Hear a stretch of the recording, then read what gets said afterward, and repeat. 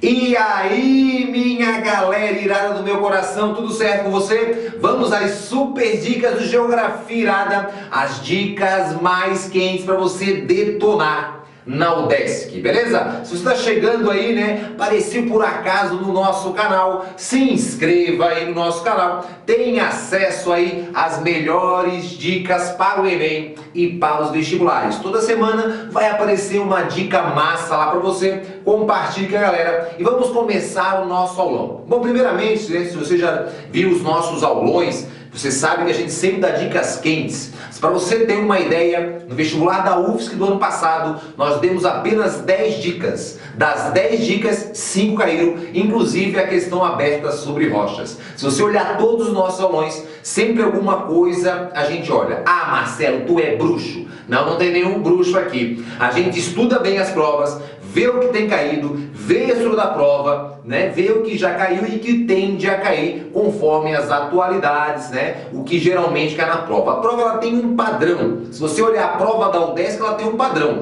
Ela cai, obviamente, das questões, né? Cai alguma coisa de geografia de Santa Catarina, ela cai questões que envolvem a geologia, demografia, urbanização sempre estão presentes, e a geografia política, e sempre tem uma questão meio nada a ver, algum país, alguma coisa totalmente diferente que ninguém espera.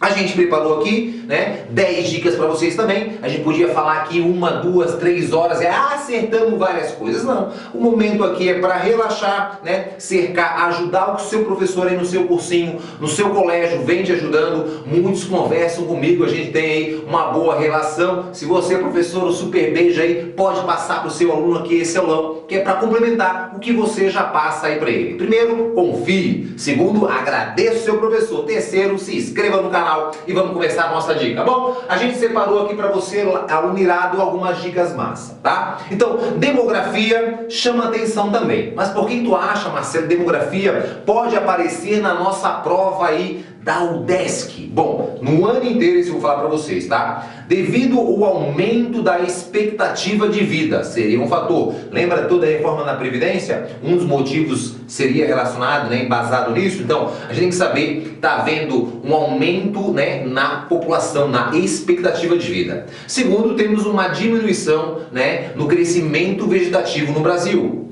Temos também a fim da política de um filho só na China. E a Índia aí, o país aí que vem mais crescendo a população. Então, por isso a gente vai cercar esses conceitos para você torar. Nesse gráfico aqui, meu aluno irado, nós temos o aumento da população, né? A previsão de a partir de 30 e 50, 2030 e 50, e anterior a isso. Então, em 1950, nós éramos 2,5 bilhões de habitantes. Em 70, 3,7 bilhões. E assim por diante. Hoje, né, somos aí aproximadamente um pouco superior a 7 bilhões de habitantes. E a população lá em 2030 chegar a 8 e pode ser que chegue lá em 2050 próximo a 10 bilhões de pessoas. A maior parte dessa população, aluno irado, está lá no continente asiático. Lembra os países mais populosos do mundo? E o primeiro, a China, 1 bilhão e 300 milhões. Segundo, a Índia, 1 bilhão e 250 milhões. Aí terceiro, os Estados Unidos, 350 milhões. Aí vem a Indonésia e o Brasil. São os 5 países mais populosos do mundo.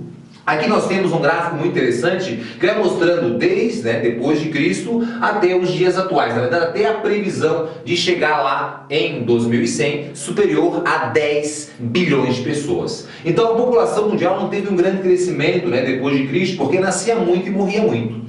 Aí na peste negra há um declínio, depois tem o controle sanitário e começa a aumentar. Mas o marco que você tem que gravar no irado é a questão da Revolução Industrial. É lá na primeira Revolução Industrial que vai ter uma revolução aí urbanística, sanitária, que a população mundial começa a crescer. E depois da Segunda Guerra Mundial, vai ter um grande boom aí, estouro, e a população mundial vai crescendo e continua crescendo. Pô, Marcelo, mas grande parte dos países vem diminuindo a natalidade. Mas por que então a população está aumentando? Galera, porque vem aumentando a expectativa de vida. Esse é o principal fator. Vamos lá então. Isso aqui também tem que estar atento, como eu falei para você, no Brasil. A expectativa de vida do brasileiro, ela está crescendo, né? Então nós temos ali próximo a 72 anos, né? 70, 72 anos. A mulher, ela vive mais do que o homem, tá? Então, a gente tem isso porque, Marcelo, que a mulher, ela incomoda tanto o cara e o cara se mata? Não, né, rapaziada? A parada é o seguinte, a mulher, ela se cuida mais, né? Ela também, o homem, ele se coloca mais em perigo, né? Digamos, a violência do trânsito, a violência urbana, né? A criminalidade, o homem está muito mais presente a isso. Então, o homem, ele, claro, ele vai morrer mais cedo. Esse é um dos fatores.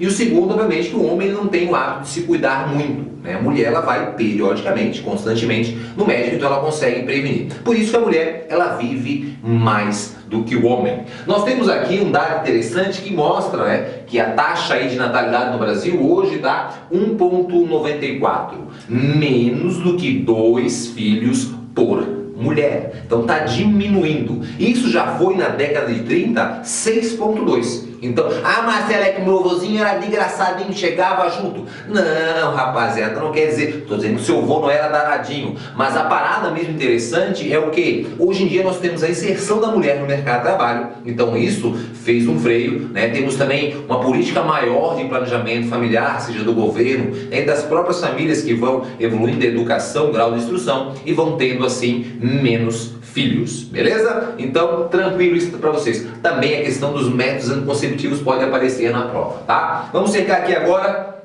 Isso aqui, Marcelo, são as fases da transição demográfica. Tem o gráfico antigo que dividia em 3 fases. Os gráficos atuais dividem em 5 fases. Na primeira fase, quando tem alta natalidade e alta mortalidade. Na segunda fase, quando a natalidade permanece alta e vai havendo uma redução da mortalidade. O país, quando chega na terceira fase, ele tem a mortalidade controlada e uma diminuição da natalidade. A quarta fase é a melhor de todas, quando eu tenho natalidade e mortalidade controladas e baixas. E a quinta fase é quando o país chega no momento aí meio crítico, que é o crescimento vegetativo negativo, ou seja, morre mais gente do que nasce. Isso para a economia do país é negativo, falta mão de obra, mercado consumidor, acontece em vários países, por exemplo, a Alemanha é um país que tem o crescimento vegetativo negativo e o governo faz algumas medidas para tentar incentivar aí, né, que aumente a natalidade, beleza? Vamos seguir lá então. Bom, aqui nós temos a pirâmide etária, que ela mostra, né, claramente que a população aí de grande parte dos países ela está aumentando, né, a expectativa e diminuindo a natalidade. Isso aqui é a pirâmide geral, de uma região pobre e de uma região rica. Característica geral que você tem que entender e saber. Um país pobre nasce muito, então tem a base larga, e as pessoas morrem cedo, então tem um ápice e o cume fino. Esse país, os seus investimentos têm que ser mais direcionados em educação, muita gente para qualificar, e em saúde, para combater lá a mortalidade e aumentar a expectativa. Numa pirâmide de um país rico, no caso esse simbolizando o continente europeu, nós temos uma baixa natalidade e uma alta expectativa de vida. Então ela tem a base fina e o ápice largo. Nesse país os investimentos são em saúde, porque tem muito velho lá, então, né, gasta mais saúde, e também em previdência social. É o que vem acontecendo com o Brasil. A pirâmide do Brasil é o meio termo das duas. Então nós estamos diminuindo a natalidade e aumentando a expectativa. Aí vem toda a polêmica de uma reforma na previdência. Não vamos entrar nesse mérito, você tem que saber que a justificativa é essa. Isso aconteceu em vários países pelo mundo. Quando vai aumentando a expectativa, tem que aumentar, obviamente, o ano de contribuição. Beleza? Vamos seguir aí então para você entender. Lembra que todos os estudos da população são relacionados através do censo demográfico, que ele é feito pelo IBGE a cada 10 anos. Primeiro eles vão quantificar para depois qualificar esses dados e direcionar os investimentos. Tranquilo? Vai lá! E chegamos aí na parte de urbanização. Cerca aí comigo, hein? Urbanização também aparece bastante na prova da UDESC. Então, urbanização é o aumento da população urbana em detrimento da população rural. Então, nós temos aqui um nome que já apareceu algumas vezes na UDESC, que é o nome conurbação. Pô, Marcelo, o que é conurbação? Conurbação, enumerado, é a ligação da rede urbana entre as cidades. Quando uma cidade vai interligando a outra, você não sabe onde é o começo, onde é o fim, virando aí possivelmente uma região metropolitana, beleza? Então, por exemplo, nós temos várias regiões metropolitanas de Santa Catarina, Grande Florianópolis, né, o Nordeste de Santa Catarina, né, o Oeste, ali, região de Chapecó. Então nós temos várias aí regiões metropolitanas, falei alguma delas para vocês. Mas a gente não tem metrópole em Santa Catarina. Não tem nenhuma grande cidade, lembra que metro é mãe, polo é cidade, nenhuma grande cidade que exerça tração na região inteira. Tá? Não temos metrópole em Santa Catarina, para você saber. E a maior metrópole do mundo é Tóquio, e a maior metrópole brasileira é São Paulo. Beleza? Então isso é conurbação. Então aqui nós temos um aumento aí significativo, para você saber, das cidades médias, né, de 100 a 500 mil habitantes. Uma grande cidade, uma mega cidade, ela tem que ter mais de 10 milhões de habitantes. Então, mega cidade no Brasil, apenas São Paulo, tá? Aí nós temos aqui mostrando, né, uma cidade média, por exemplo, qual foi a região que aumentou o maior número de cidade média? Então, lá temos, olha o norte, 2 para 18. Olha o sul, 14 para 43. Aqui, 44 para 118. Eu, cara, Marcelo, foi o sudeste, 44 para 118. Para você saber o número exato, é só você ir dobrando os números. Então, ó, 2, 4, 6, 8, 10, tanto vê que aqui, na verdade, né, a região norte ela teve um grande crescimento, né? Ela teve de 2 para 18. Então, quantas vezes ela aumentou esse seu crescimento? Se você pegar as demais regiões e for dobrando, não vai ter tanto assim o crescimento como teve na região norte do Brasil. Mas a região sudeste é a região que tem mais cidades aí, né, de médio para grande porte, beleza? Continuando para vocês. Algo interessante que a gente vai aprofundar, e você tem que estar atento, é toda essa questão de urbanização envolvendo o êxodo rural. Mas por que o êxodo rural? Porque a urbanização é o aumento da população urbana em detrimento à população rural. O dado aí do IBGE fala que o Brasil tem mais ou menos 85% de população urbana. Algumas pessoas contestam essa afirmação, porque quem vai determinar o que é urbano e rural, às vezes, numa cidade, é a prefeitura, pela área que ela vai englobar, que é a área urbana, que é a área rural. Mesmo as pessoas daquela cidade, tendo características de vida rural, às vezes elas são contabilizadas para a área urbana, beleza? Mas vamos seguir o que importa aí para o vestibular da UDESC. Então nós temos um processo de urbanização no Brasil bem diferente. Se você olhar aqui um gráfico fazer, né, para você entender, nós temos assim uma inversão bem significativa aqui na população rural e aqui na população urbana. Então a gente olha isso lá na década de 30, nós tínhamos ao contrário, nós tínhamos 80% rural e 20% urbana no Brasil. Aí nós temos vários acontecimentos, desde a crise de café da região, né, industrializada, surgindo o ABC paulista, né, a construção de Brasília, todo esse processo aí que foi de industrialização, teve uma inversão. Hoje, né, 85% mais urbano e a população rural diminuindo, associado ao êxodo rural. Aí nós temos vários motivos que vão, obviamente, gerar esse êxodo rural. Uma falta de uma política agrícola ao pequeno agricultor, né? Não feita uma grande reforma agrária. Se você comparar o Brasil com a França é 78% urbana. Ah, o Brasil é melhor que a França. Não, porque lá tem uma política ao pequeno agricultor. Se liga na parada. Então, na década de 50, nós temos uma centralização desse processo de urbanização, né? Porque ali a região sudeste vai começando a crescer as indústrias, o investimento, ela vai atraindo imigrantes. Isso vai gerando o quê? Uma macrocefalia urbana. Repita, Marcelo, macrocefalia urbana. O que é isso, Almirado? É o crescimento rápido e desordenado de uma cidade, típico do Brasil, típico aí de cidades que tiveram um processo de urbanização e industrialização tardio. Então teve todo um processo, favelização, tudo isso é típico de um processo de macrocefalia, gerando também algumas metrópoles, cidades centrais que vão crescendo e obviamente atraindo cada vez mais pessoas e vão se conurbando com a outra, formando uma região metropolitana.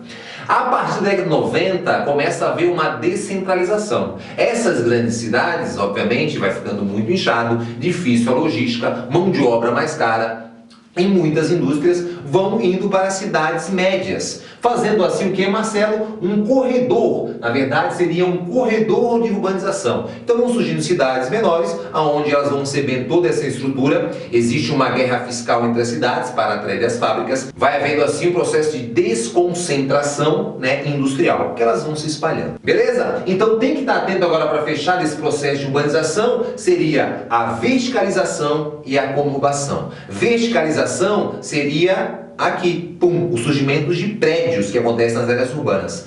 A horizontalização é a conurbação, a ligação entre as cidades se espalhando. Esse processo de conurbação vai gerando, né, uma região metropolitana, consequentemente cidades, dormitórios, né, cada cidade com a sua função, gerando uma migração forte pendular, o ir e vir. O cara mora numa cidade, estuda na outra, trabalha na outra. Isso é bem constante, a migração diária, associado a esse processo de conurbação ou horizontalização. A verticalização é o surgimento de prédios. Por quê? Porque o espaço urbano fica valorizado e, obviamente, se aproveita ao máximo naquela área que é mais valorizada. Beleza, aluno? Vamos lá. Migração. Pô, Marcelo, migração cai. Migração cai.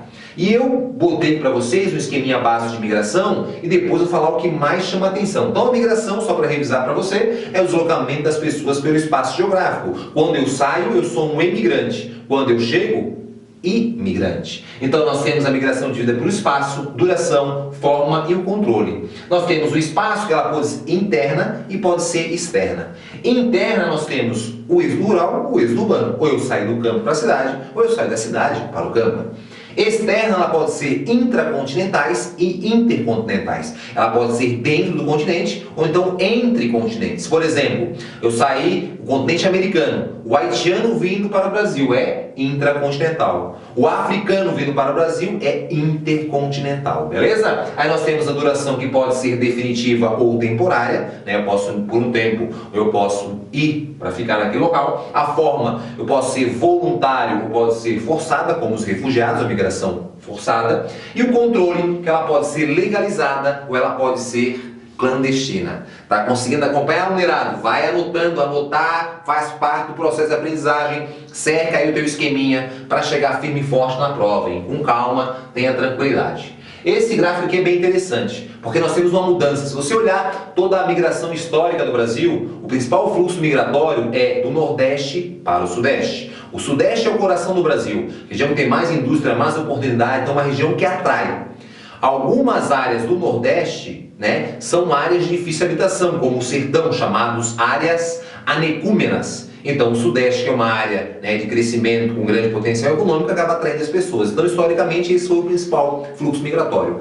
Na atualidade, nós temos uma inversão. Como a região Nordeste vem crescendo com os investimentos aí do governo, com a guerra fiscal, indústrias, né, migrando de outras partes, indo para o Nordeste por ter uma mão de obra mais barata e também incentivos fiscais, nós temos hoje uma migração de retorno, que é a migração hoje, né, o principal fluxo pessoal que veio, né, para o Sudeste e hoje está retornando para o Nordeste. E também nós temos algo bem interessante na migração atual do fluxo, que são os fluxos de pequenas durações. Então, o pessoal do Rio Grande do Sul vem para Santa Catarina para o Rio Grande do Sul, Paraná, e assim vai tendo essas migrações também de curta duração. Beleza? Tá, agora esse aqui é top. É top, Marcelo, esse aqui chama atenção. Tu vai cercar e tu vai entender que a parada é muito louca e muito fácil. O que é refugiado? Refugiado é toda pessoa, né, que migra, né, que sai do seu país de origem por algum perigo. Seja, né, por risco devido à sua posição política, à sua cultura, à sua religião, à etnia. Então ele vai migrar do seu país. E ele vai pedir, obviamente, à ONU.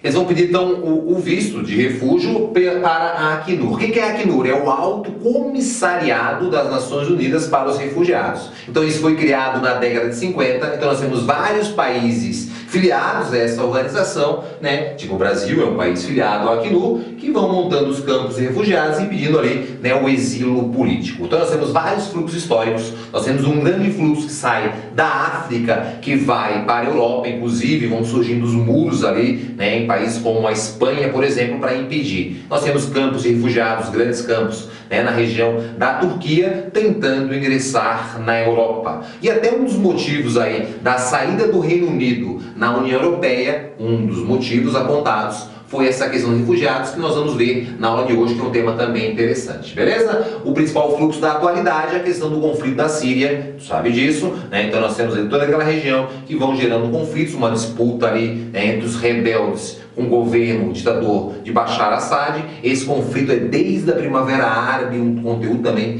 que aparece bastante, toda aquela revolta que deu no norte da África e no Oriente Médio. Alguns governos foram depostos, né, como o da Líbia, como o do Egito, e outros não conseguiram derrubar. Os que não conseguiram derrubar o governo é porque tem um grande país aliado a ele. Por exemplo, a Síria, ela é grande parceira econômica da Rússia. E, por exemplo, o Bahrein, que também teve esse movimento da Primavera Árabe, é um grande aliado dos Estados Unidos. Então eles não conseguiram derrubar porque tem uma grande nação com um grande potencial bélico que apoia o governo. Marcelo, por que os Estados Unidos apoiam o Bahrein? Porque a principal base militar na região do Golfo dos Estados Unidos fica no Bahrein. Então por isso que os Estados Unidos apoiou o governo. E por que a Rússia apoia a Síria? Né? Porque a Rússia é do mal? Não. Existe uma intenção já há alguns anos na construção de dutos levando o petróleo do Golfo para a Europa e passar, né? Tem que passar pela Síria.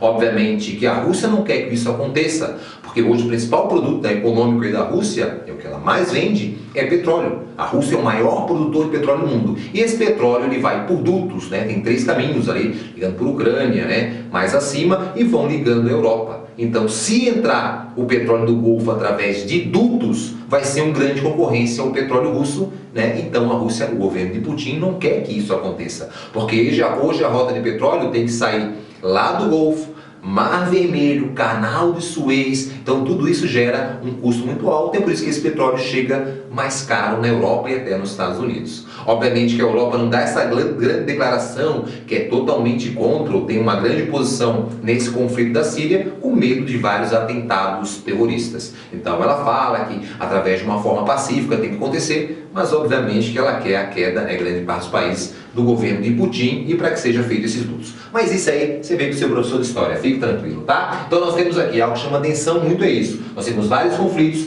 os principais da Síria, um interessante ali, né? A questão do Sudão do Sul, que é o mais novo país da África, né? Qual é o mais novo país do mundo? O Sudão do Sul, né? Que era o Sudão e foi dividido em 2 partes. Também veja isso com um tio de história, né? Vai dar tempo da gente aprofundar nesse assunto para você. Algumas imagens marcantes, tipo, né, da criança que morreu, várias crianças aí tentando, né, chegar no país e ter essa tranquilidade. O Brasil, sim, recebe muitos refugiados, sejam eles do continente africano ou também da Síria. Só fiquem atentos que haitiano não recebe a condição de refugiado, tá? O visto dele é um visto provisório através de um acordo. Agora com a mudança recente da lei, eles podem conseguir um visto humanitário. Mas a maior parte dos imigrantes lá, né, que vem para o Brasil, é muito após o terremoto de 2010. E também é um assunto, né, para a gente aprofundar com o tempo.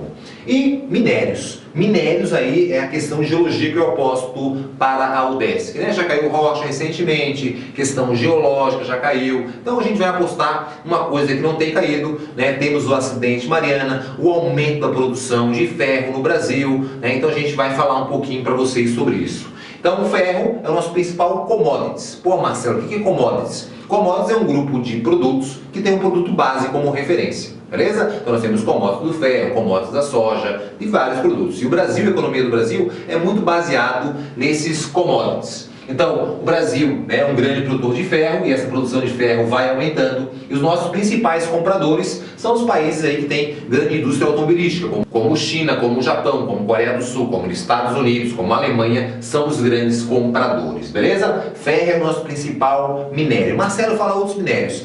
Manganês, bauxita, nióbio, também são minérios aí que o Brasil extrai e vende bastante. E aqui nós temos as nossas grandes reservas minerais. Nós temos Carajás, uma grande reserva com uma grande variedade de minérios. Nós temos o Maciço Urucum, no Mato Grosso do Sul, uma reserva com ferro e manganês. E nós temos o quadrilátero ferrífero, que é onde teve o acidente Mariana. Nós vamos dar uma atenção maior para vocês, tá? Vamos só aqui fazer um esqueminha para aprofundar para você. Então, Carajás, ela foi descoberta na década de 60. Década de 70, o governo cria um grande projeto chamado Projeto Grande Carajás, para criar a estrutura. É criada uma ferrovia, a Ferrovia do Carajás, um porto do Itaqui, que é o segundo porto do Brasil total exportação de cargas, né? E também uma usina hidrelétrica de Tucuruí. Aumentou muito a produção, beleza?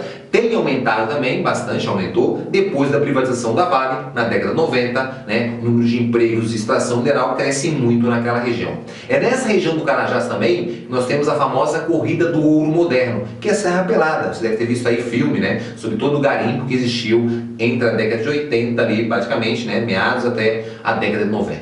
Beleza? Tem que estar atento a isso, cerque bem isso.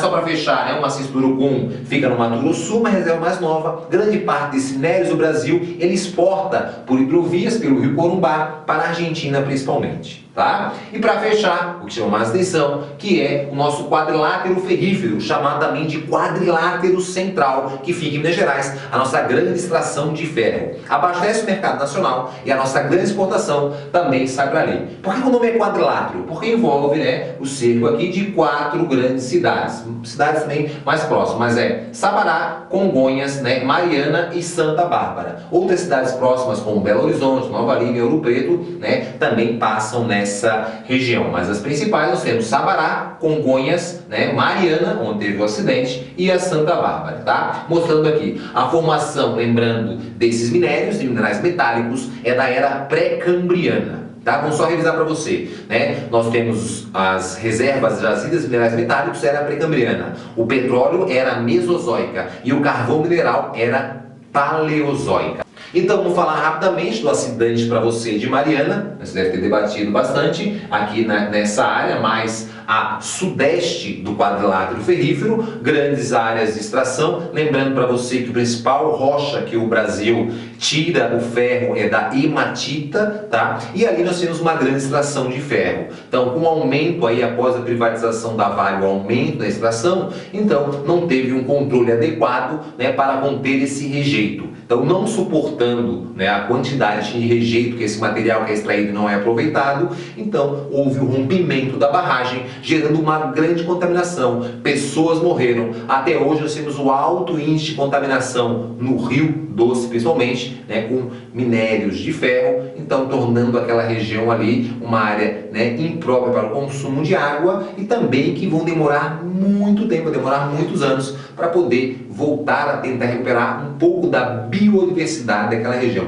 Então corre todo o Rio Doce e chega até no Oceano Atlântico, lá no Espírito Santo, beleza? Vamos lá cercando. Transposição de São Francisco. Vamos cercar? Pode aparecer. Mídia bombou esse ano, a transposição, né? Vários trechos foram inaugurados. A gente tem que lembrar que é um projeto muito antigo, porém quem coloca no papel foi o governo, né, do PT e faz a obra ela acontecer, e o projeto consiste nada mais nada menos que desviar através de 2 eixos dutos bombeando água para os rios intermitentes da região nordestina. Lembra que quando fala de bacia hidrográfica, a característica da hidrografia brasileira é o seguinte: os rios são formados pela chuva, são pluviais, são perenes, não secam, né? Tem a drenagem exorreica, vão para o oceano, tem a foz do tipo estuário, a maior parte, num braço só, e são rios de planalto.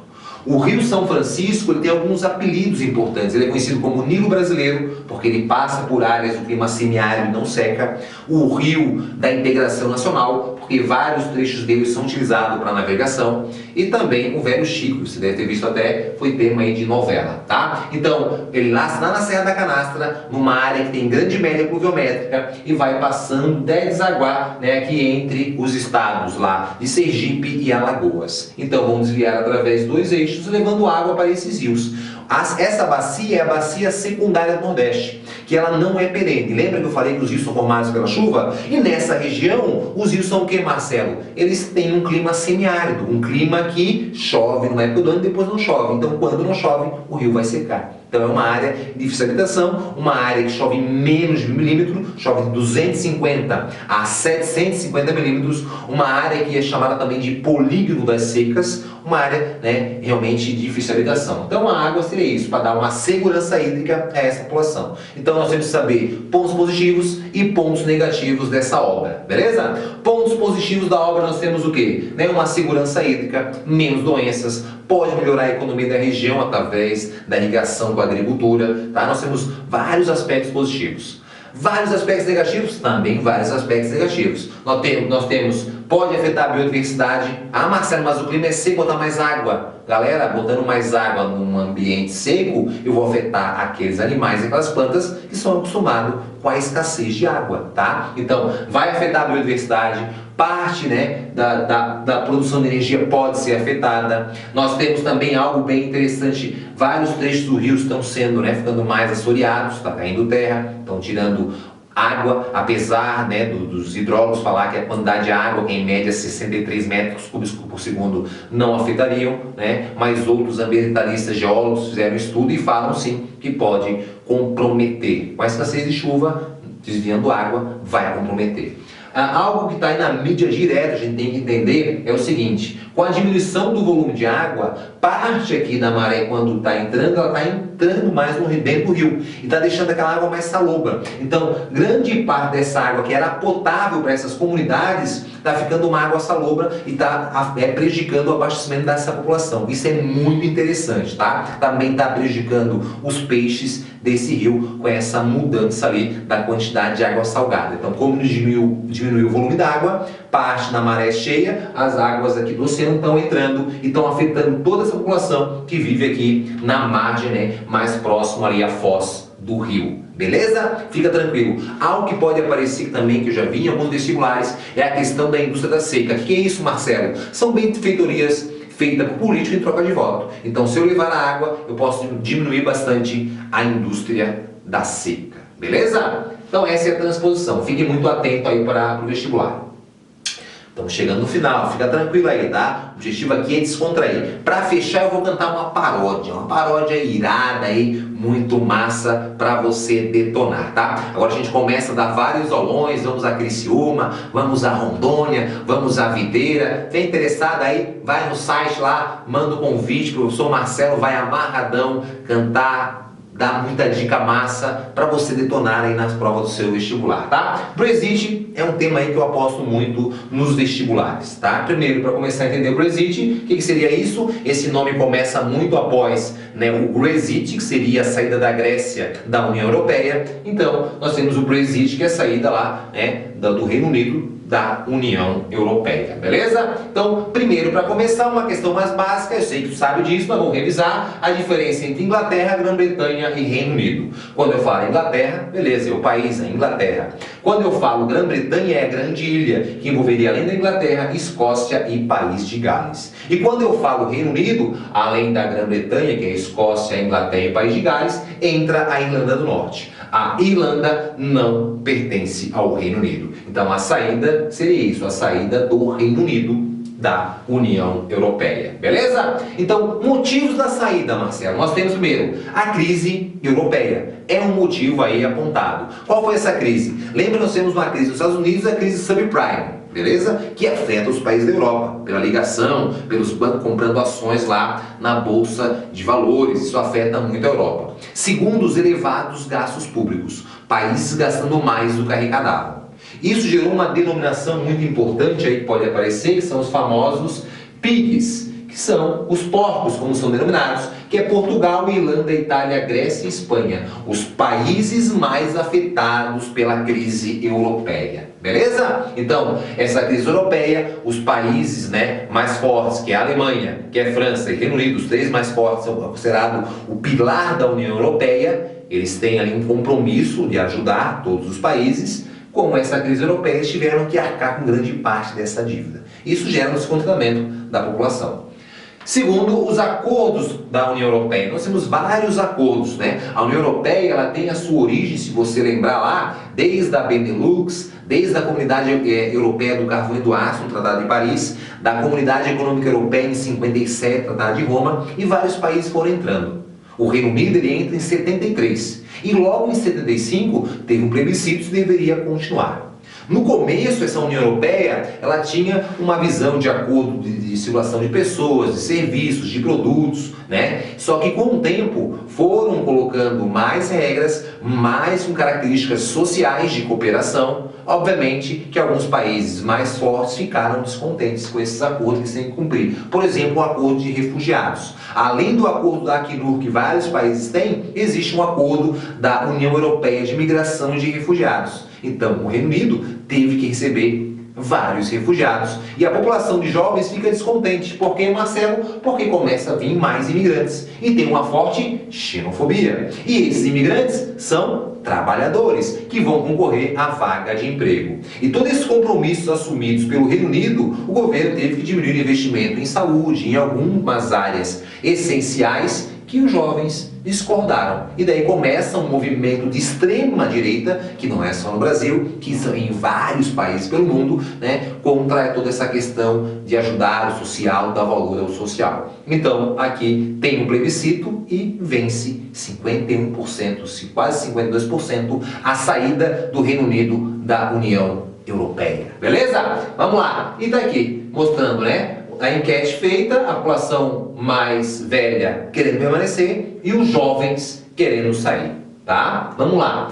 Consequência da saída do Reino Unido. Primeiro nós temos uma desvalorização da Libra, vem acontecendo. A moeda inglesa é a Libra, a moeda da União Europeia é o euro, beleza? Então, toda essa questão cambial, diminuição de investimentos, por que, Marcelo? Porque quando ela está fora, se o Reino Unido está fora da União Europeia, vários acordos ela não vai poder fazer, né? Naquela questão de livre circulação. Então ela vai perder vários acordos. Muitas empresas já ameaçaram a indústria sair do Reino Unido. Por quê? Porque elas vão perder essas vantagens que existem no bloco. Então elas estão ameaçando isso aí. Então isso pode afetar muito a economia do Reino Unido. Queda na bolsa de valores da Ásia, toda essa especulação, que é o mercado especulativo, e também gerou a queda do primeiro-ministro, que foi o David Cameron, que não concordou com isso e acabou saindo, passando o seu cargo. Outro fator interessante é a Escócia. A Escócia, recentemente, ela fez uma votação, um plebiscito, se deveria permanecer no Reino Unido, e venceu permanecer. Com a saída do Reino Unido, já o primeiro-ministro lá falou que ia fazer um novo plebiscito, porque ele acha que vai ser muita desvantagem ele sair junto com a Inglaterra, no caso o Reino Unido sair da União Europeia, afetando a economia da Escócia. Então mais coisa está por vir, é algo muito recente, beleza? Lembrando que é o segundo referendo, que o primeiro foi em 75 e a maior parte, 67, permaneceu em ficar.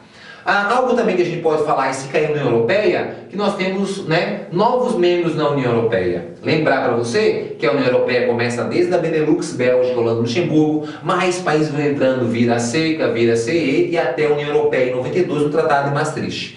Esse bloco econômico, ele pode ser classificado como dois tipos. Ele pode ser uma união monetária, que está aparecendo mais nos livros, mas também alguns livros trazem como um mercado comum. Lembra que nós temos, o primeiro tipo de bloco é uma área de livre comércio, depois nós temos uma união aduaneira, depois nós temos um mercado comum e depois nós temos uma união monetária, que teria todas as características e mais uma moeda comum. Por que alguns chamam apenas de mercado comum? Porque eles alegam que não são todos os países do bloco que adotam o euro. Dos 27 hoje, tinha 28, tá? Com a saída do Reino Unido, 27 países. Então eles contestam isso, então por isso que existe economistas chamando dos dois tipos, tanto de união monetária como de mercado comum.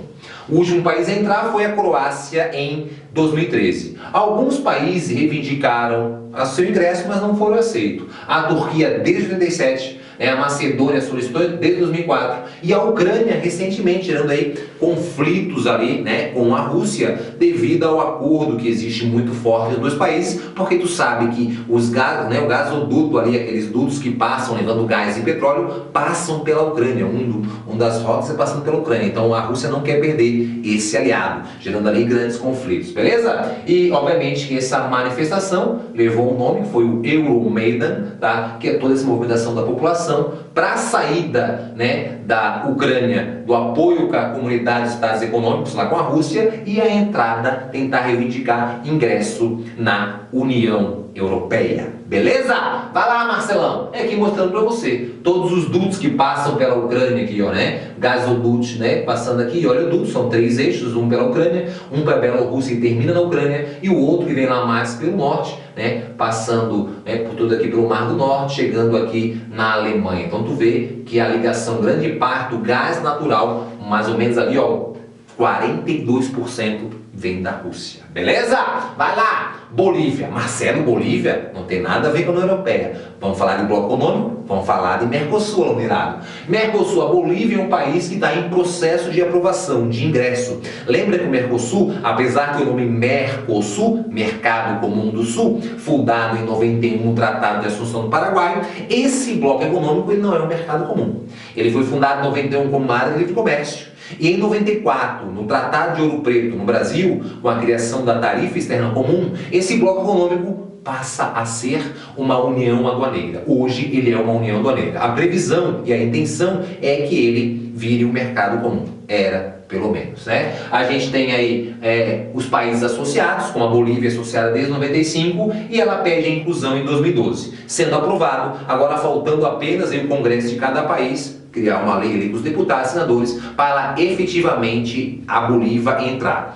Como existe um forte movimento de direita, né, acontecendo no Brasil, na Argentina, países fortes, os dois mais fortes do Mercosul, como no Brasil o Temer e na Argentina o Macri, esses países declararam que são contra, né, contra a dependência, as regras do Mercosul, que os países devem ter acordos mais, né, diretamente com a União Europeia, com os Estados Unidos, com a China e assim por diante. O Mercosul vem perdendo um pouquinho da sua força, tá? Aqui nós temos uma imagem mostrando já da reunião, de toda a aprovação, presidente venezuelano, na época Dilma, né, o Uruguai, o Mujica, estão todos mostrando, e já o presidente da Bolívia, lá, o Evo Morales, na reunião, e aqui já aparecendo esse mapão bonito para você dos países membros, né, e a Bolívia um futuro membro aí, possível membro. A gente tem que esperar um pouquinho essa trama política, tá? Lembrando que a Venezuela, né, ela está sendo afastada temporariamente devido à turbulência política e econômica. O seu ingresso já foi bem turbulento. Lembra que o Paraguai foi afastado. O Paraguai era o único país contra ao ingresso da Venezuela, e devido ao impeachment do presidente, os países consideraram um golpe e acabaram afastando o Paraguai por um ano.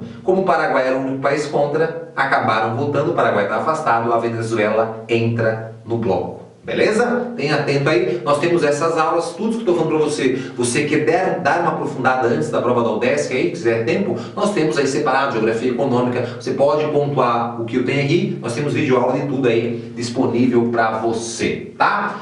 Marcelo, o que tu aposta naquela questão nada a ver? Eu aposto na Índia. Mas por que tu aposta na Índia? Por dois fatores. Eu aposto na Índia, para vocês, primeiramente, a independência da Índia foi em 47. 2017 pode aí chamar a atenção. E o que chama muita atenção também é a população da Índia sendo a população que mais cresce. Em breve ela vai ultrapassar a China como a maior população do planeta. Isso chama muito a atenção para você. Para ter uma ideia, quando a Índia começou sua independência em 47, ela tinha mais ou menos 350 milhões. Então tu vem em 70 anos, ela sai de 350 milhões para 1 bilhão 250 milhões.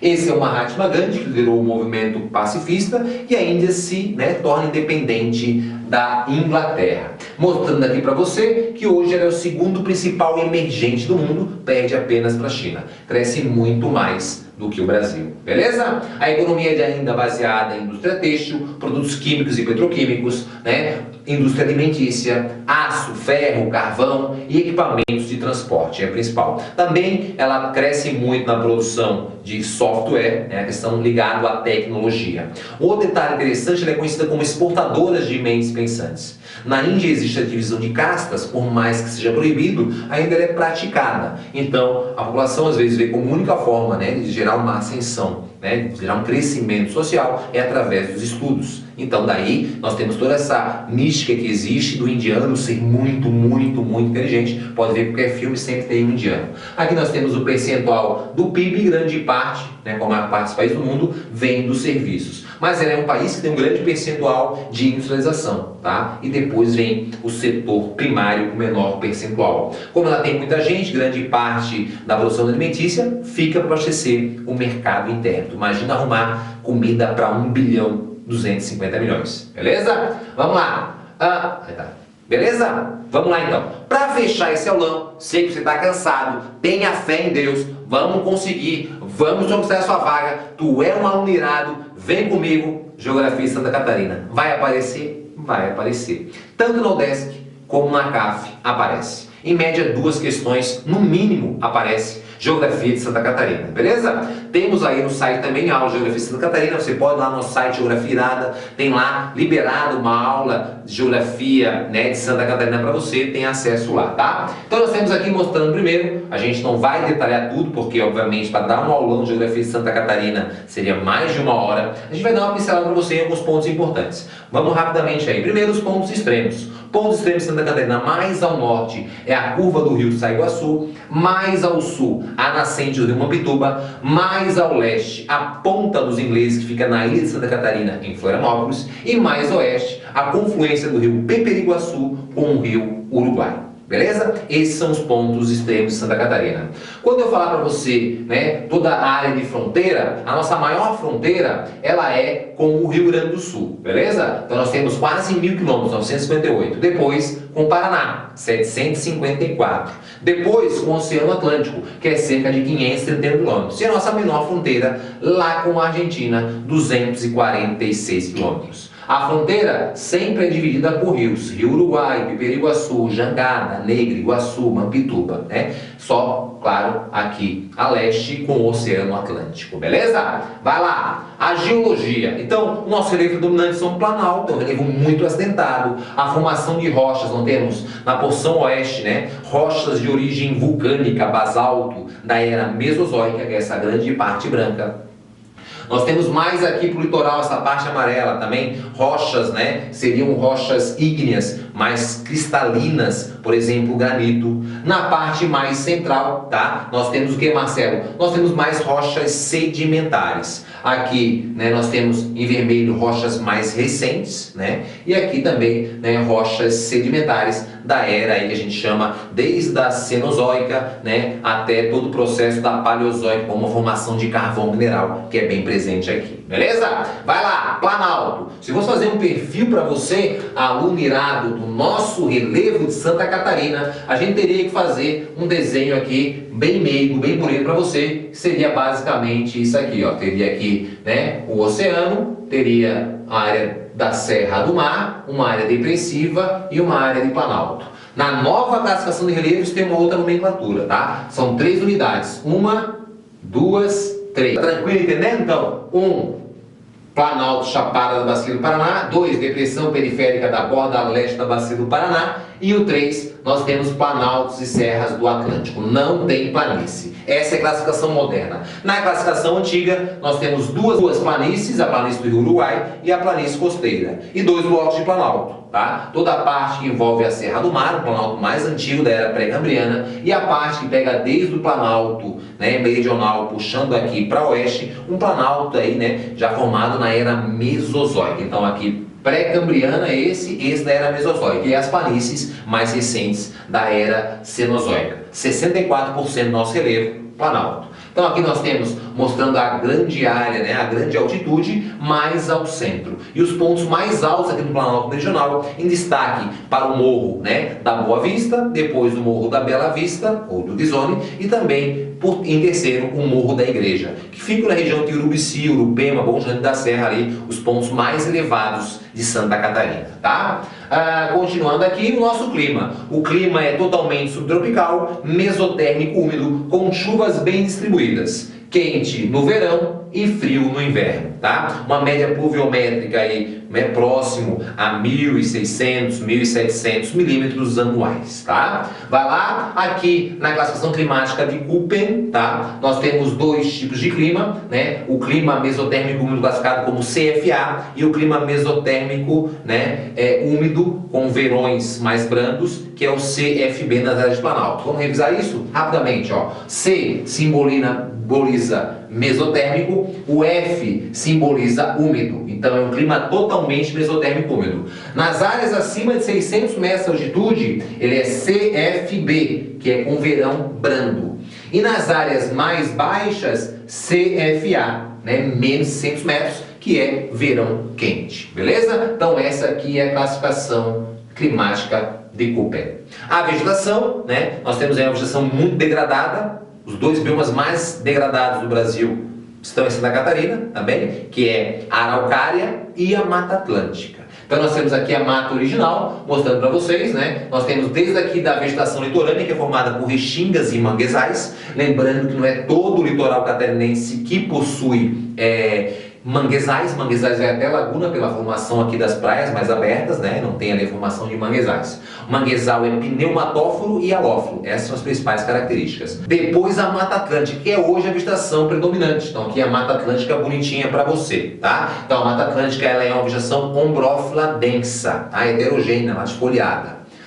Depois, em laranja, aqui no mapão para você, araucária, que é umbrófila mista, né, com angiosperma e gimnosperma. Lembra que a palavra umbrófila é uma vegetação que ela vive úmida, só lembrar do clima, né? Clima mesotérmico úmido, então é uma vegetação que ela vive úmida. Então nós temos essa parte aqui para você, vegetação muito desmatada, devido a toda essa ocupação aqui do oeste, através da construção de ferrovias e também das madeireiras que foram se instalando com o momento, com o tempo.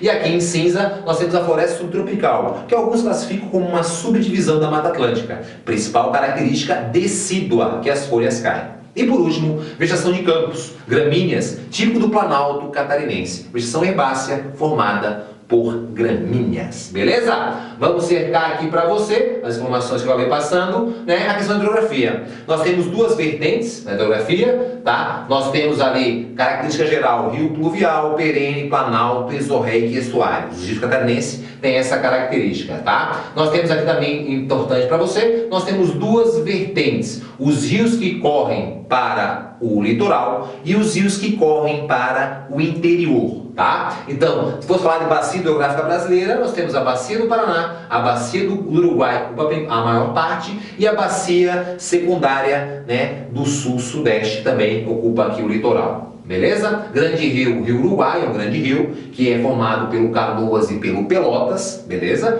Né? O rio Peperiguaçu é um rio que divide com a Argentina. A bacia do rio Itajaí é a maior bacia genuinamente catarinense. Isso é importante aí você saber, tá?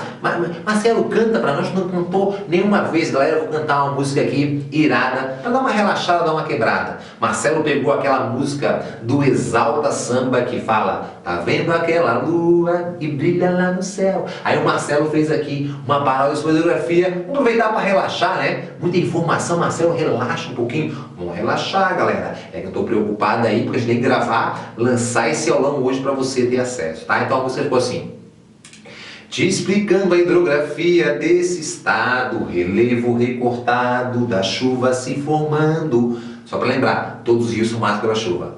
Daquele jeito a vertente você mostra: Serra Geral Basalto, Cerrado Mar Granito. Tem duas vertentes, 1 e 2, essa formada por basalto, essa formada somente por granito, beleza? Tudo bem, o rio vai e o outro vem, no interior o Uruguai divide bem, é o maior, mais genuíno, não esse daqui. É o maior rio, galera, mas não é o genuíno, não tá só em Santa Catarina. Ou talvez o Peperiguaçu vai ver, dividindo com a Argentina, pode crer, Chapecó e o do peixe limpo não vai ser.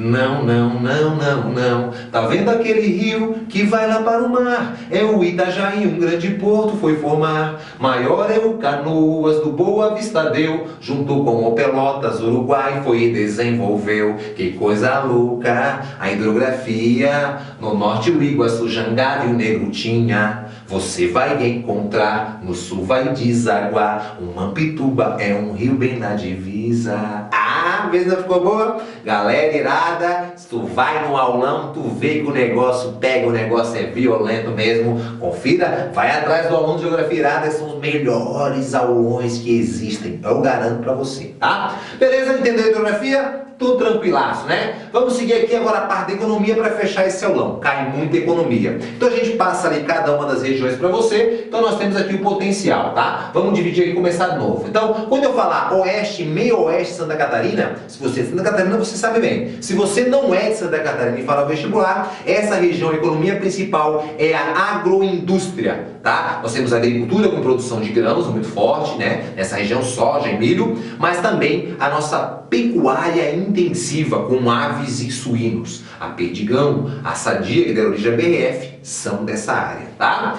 Depois nós temos o que, Marcelo? Vamos falar do norte, ali, região de Rio Negrinho, Mafra, produção de erva mate e de móveis, é o principal dessa área. Depois nós temos o Vale do Itajaí, com a indústria têxtil, também crescendo metal mecânica e também a informática. Nós temos ali, né, uma produção grande de informática. Essa área aqui, Joinville, Blumenau e Florianópolis, ela ganhou o apelido de Vale do Silício Brasileiro. Vê que modéstia, né? Então nós temos lá o Software Joinville, o BlueSoft e o Tecnópolis com Centros de Tecnologia. Pode aparecer também, hein? Continuando, a área Nordeste, que é Joinville, a área mais industrializada de Santa Catarina, motores, né? Nós temos plástico também, com os tubos e conexões de várias empresas, né? Não vou falar aqui não para vocês, mas nós temos ali também a indústria de motores, desde a Vega, Embraco, Colba, falei o nome, né? Então nós temos ali essa produção ali de motores muito forte, beleza? Depois, Florianópolis, a grande Florianópolis, temos o turismo, tecnologia e também o centro administrativo.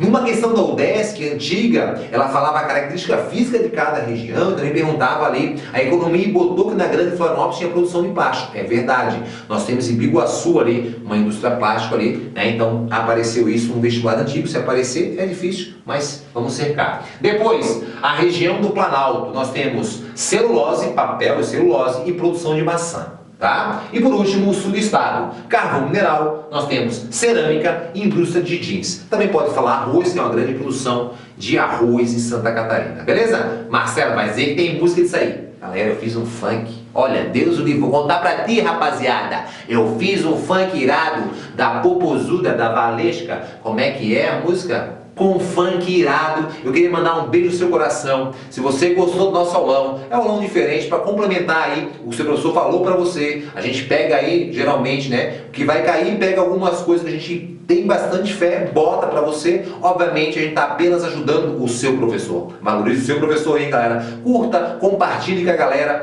né? O nosso canal está crescendo. A gente começou um canal nesse ano com 5 mil. Já foram 10 mil novos inscritos. E a nossa meta é chegar no final do ano com 30 mil inscritos. É o nosso objetivo. Quer aprofundar? Você pode ir lá no nosso site Geografia Irada. Nós temos realmente, né, o Geoflix. Cada aula tem uma paródia, uma lista de exercício, tem aplicativo. O negócio realmente é muito irado, de qualidade, para ajudar você. Eu garanto para você que o nosso site é o melhor site de geografia que existe. É um site realmente de muita qualidade. A gente se preocupa muito em qualidade das aulas e ajudar ao aluno. E a gente grava essas aulas para ajudar você a conquistar a sua vaga. Faça aí as provas anteriores aí para dar uma testada na prova aí, como é o tipo de pergunta, e você vai ver aí, né, que é muito tranquilo a prova da DESC. Com eliminação você vai conseguir chegar em muitas das respostas tranquilamente. Vamos fechar com um funkzinho? Vamos fechar com um funkzinho. Ó, convido a você que está vendo, se vai dar tempo.